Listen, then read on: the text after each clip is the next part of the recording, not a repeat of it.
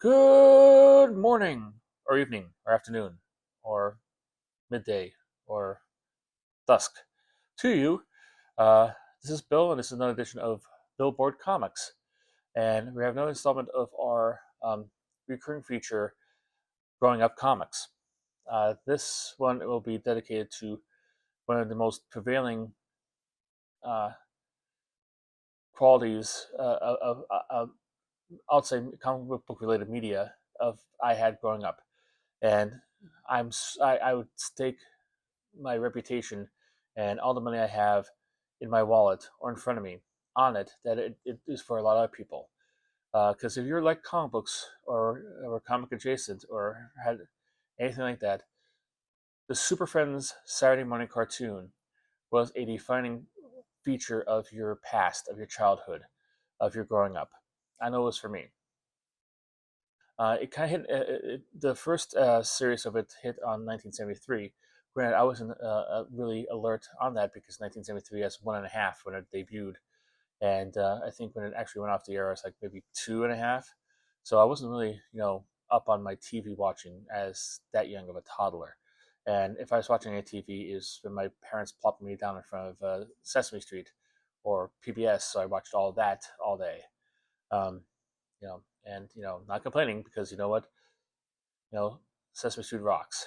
Not Elmo. Elmo's very overrated. I will say that because like my daughter hasn't watched it in like 15 years because she's turning 16. She turned 16 recently, and so but nonetheless, I remember back then that Elmo they did devoted like the whole last half of the episodes, every episode to Elmo, and it was a complete waste of time. Not a big fan of Elmo. Murray, on the other hand, Murray had one of the funniest segments ever. Uh, Basically, Murray had a little lamb. He had a little lamb friend, and you know the segment always began with somebody off screen throwing like the stuffed doll of the lamb puppet at Murray at his head, and that's all I needed. I'm a very simple man with a very simple mind, and that's enough to make me like that. But I digress. We're not here to talk about Sesame Street. Sesame Street did have Super Grover, but we're talking about Super Friends. The first series of Superman started in 1973.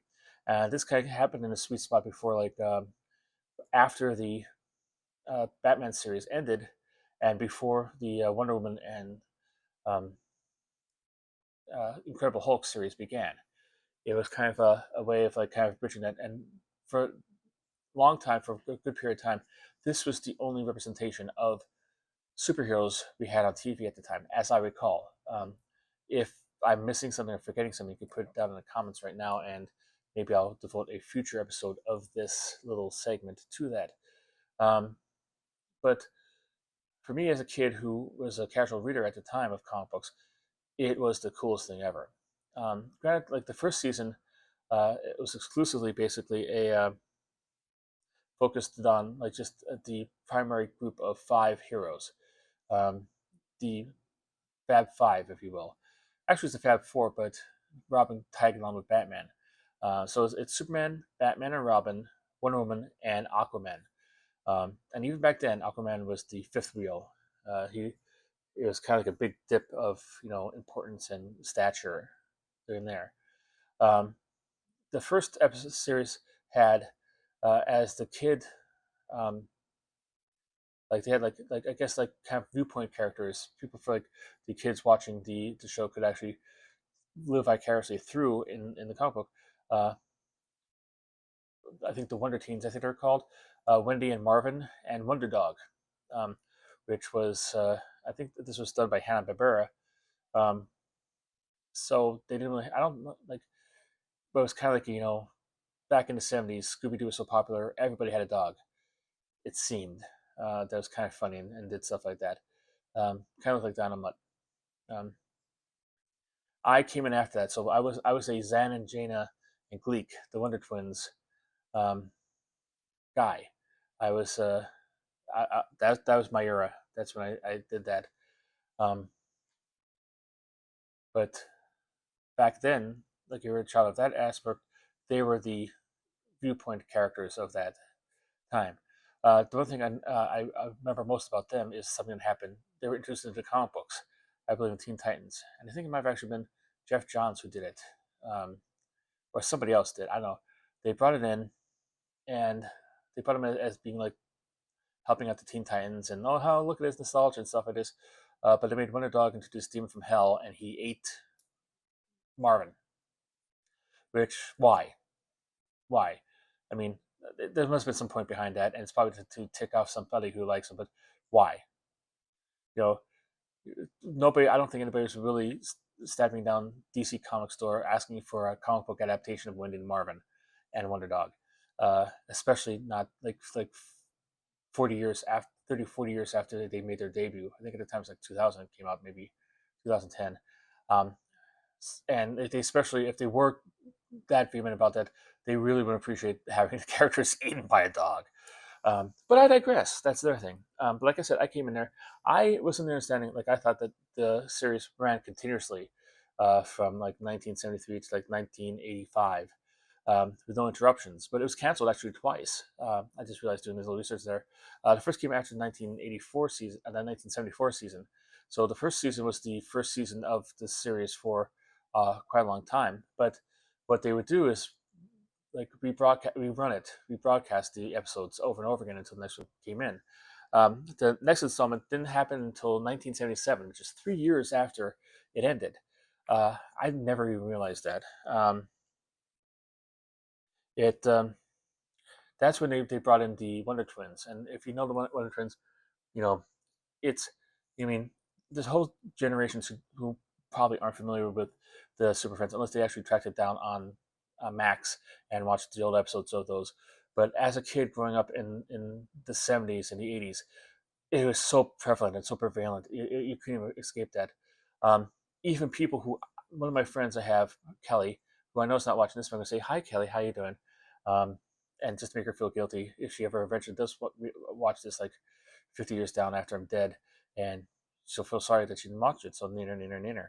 But we even go there like we're talking about like the Wonder Twins. We're the Wonder Twins because we're so like and we get along so well, and we like Wonder Twins activism. We do the punching and we do something silly like that. Um, they're aliens from a different planet who came there. Gleek was their pet blue monkey, and they had superpowers activated by when they do a fist bump. Uh, Jan could turn into any animal. Uh, no, Gina could turn into any animal, and Zan could turn into any form of water, which, you know, for me seems like a really he got the short end of the stick on when it comes to powers there. Um, hey, I'm a form of a California condor. I'm a bucket of water. That was not really a good comparison there for those two, but they're kind of fun. But they're like kind of like a more funkier version of the entry level kind of characters. Um, so they were really learn. That's when I first started going to this era. 77, I was probably about 5 or 6 when they came on. Um, so I watched them, of course, but I really picked up steam the next year. Because next year is when they developed the Challenge of the Super Friends series. And they added a whole bunch of other characters in. Uh, they introduced to the series Black Vulcan. Black Vulcan, I've spoken a couple times on this channel about this. Very interesting story. DC Comics had a black character, African American character, I should say, um, who controlled electricity called Black Lightning. However, there were rights issues involved with the comics creator, Tony Isabella. And so, as far as I can understand, those kept them from actually using Black Lightning and putting them into the actual Super Friends. So, you know, for another black hero, they decided to come up with another African American hero that controlled lightning and named him Black Vulcan, which it's like using both hands to thumb your nose at the guy. You could make any hero there. I mean, Black Vulcan eventually came back and was replaced by Cyborg, which had a whole different power set. You can make, if you make an individual comic book, a character-based character based on African American. Granted, there's not a lot in DC Comics at the time, but you could make a guy who turned into rocks, or a guy who was super strong, or a guy who could teleport, or anything, or have telekinesis. You could the sky was your limit, but you had to actually make an exact copy of the African American character that you could use just to be petty. I still that's one of the historical acts of pettiness in the world of comic books. I just can't get over that. But yeah, but he made his debut in 1977 on this. 1978, I should say. This is the second series, was the follow up to the when it came back. But also brought in Apache Chief and Samurai. These were created for the uh, uh, to increase the diversity of the cast. Apache Chief was an Indian chief who, when he said "Ninchuk," would grow to a giant size, and Samurai was an Asian who had the powers of Red Tornado. He would be able to like spin around very very fast. Um, they're created there to have diversity, and as you could tell, um, it wasn't exactly did a deep dive in opening a very um, kind of conscientious or um, you know kind of like like culturally sensitive kind of version of it. I mean, basically, Chuck was an American Indian of some sort, and he walked around with a loincloth and a headband, and he looked like he came out of a John Wayne movie from the 1950s. But in addition to those new characters they brought in, they also brought in established characters from the comic books, such as Green Lantern and Flash and Hawkman, which for me, like as a kid who was, like I said, at this time, I was not a comic book collector, but I did read comic books just to see these characters live in animation, moving and walking and talking and doing stuff. Granted, it's not like live action. It was in animation, was fantastic. It blew my mind. Uh, it was completely completely cool. And what's made it even cooler is that this is when the Legion of Doom was introduced with the big headquarters in the swamp that came out of the swamp, kind of like Darth Vader. Um, I don't know if that's intentional or coincidental, but it did. And it was that they were composed of um, Lex Luthor, Solomon Grundy, Sinestro, Black Manta, Cheetah, Giganta, Scarecrow, Toyman, um, Bizarro, Captain Cold, Brainiac, and a couple other ones that I can't read. Um, but I believe the Penguin is part of it too. It's very Batman and Superman intensive kind of thing because they're the two big members of the Justice League that they used to bring them in, like to actually face off against them. But they'd fight against each other and do stuff like this. Um, this, you know, there's one episode during this season that completely, like, almost floored me. It was uh, completely crazy. It was Super Friends Rest in Peace. I've seen various episodes, like what episode it is. Some say it was 16, some say it was 15, some say it was something else. Basically, plot about this is that Lex Luthor finds this um, special element, Noxium, I believe it's called, and it could kill the superheroes. So he kills Superman, and slowly, one by one, all the rest of the heroes are killed off. Um, and with the idea of like once they're out of the way, the Legion of Doom will be able to take over and rule the world. Um, and I was like, holy crap, who's gonna die next? I was like, I need to see it. Like I couldn't, like I was 6 or 7 at the time. I was like, oh my god, oh my god, oh my god, oh my god. Um, Not realizing, of course, like um, that the series wasn't canceled, so something was going to happen before the last act to bring these all back, and the whole conceit was that there were android duplicates of the Justice League of America. Uh, Justice was a topic that's never mentioned before in the series and never mentioned after it. That died, and not the actual members. They went to hiding just to see what the Legion of Doom was up to, and this kind of like gave me a healthy injection of cynicism when it came to deaths of comic book characters, which would come way in handy in the decades to come after this. So thank you, producers of that episode. Uh, I really appreciate that. Um,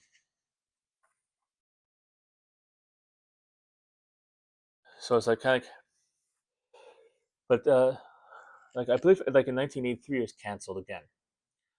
Uh, And I think a brief period before that, it was in repeats again before it was canceled and stuff like that. So they didn't decide to do that. Like, um, you know, so like the 83, 84 series, there was no Super Friends on the TV at all. Period. Not even repeats or anything like that. But luckily, Kenner decided to come out with a line of action figures based on the DC superheroes. And much like Transformers got a cartoon TV series, and He-Man and the Masters Universe had a cartoon TV series, and G.I. Joe had a cartoon TV series, and Brave Star and Silverhawks and Pound Puppies and Care Bears and so on and so forth again and again. Having a toy line on shelves in the 80s meant you were more likely to get some sort of cartoon tie-in advertisement to go along with it. And the DC characters were nothing different than that. They came back in 1984 with the Super Horror Show. Um, and the villains were basically like the villains from the toy line, which is like Darkseid, Desaad, and a bunch of ghost guys like that. But the hero lineup was Superman, Batman, Robin, Wonder Woman, Green Arrow, Green Lantern, I'm sorry, Firestorm, Black Vulcan, Apache Chief, um, Samurai, El Dorado, Latin American superhero, and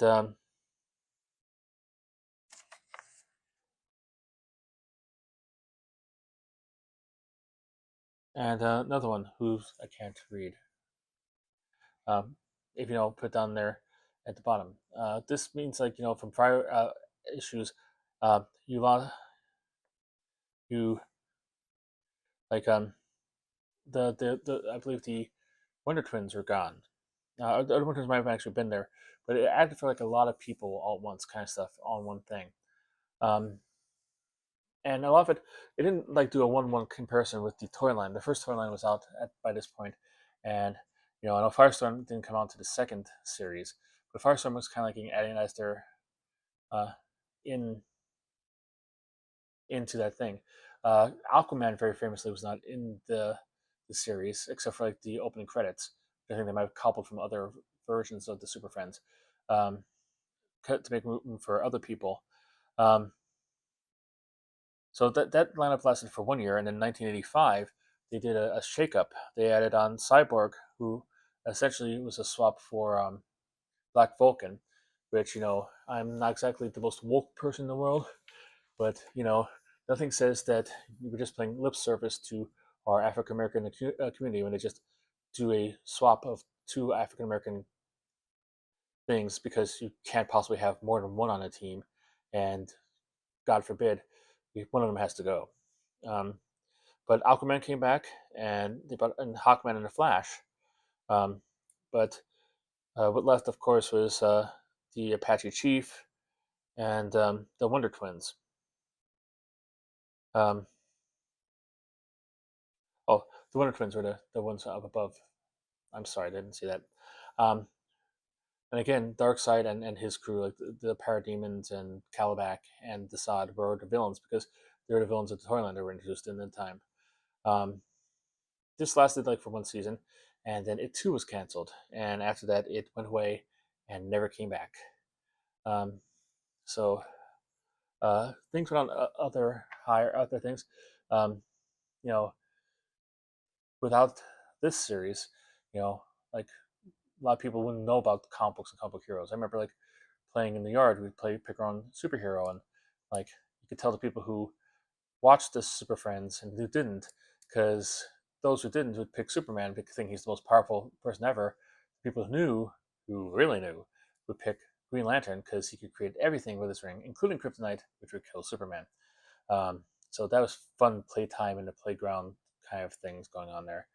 But without this, we wouldn't have like the Justice League series that was done by I think Dwayne McDuffie in the '90s and the aughts.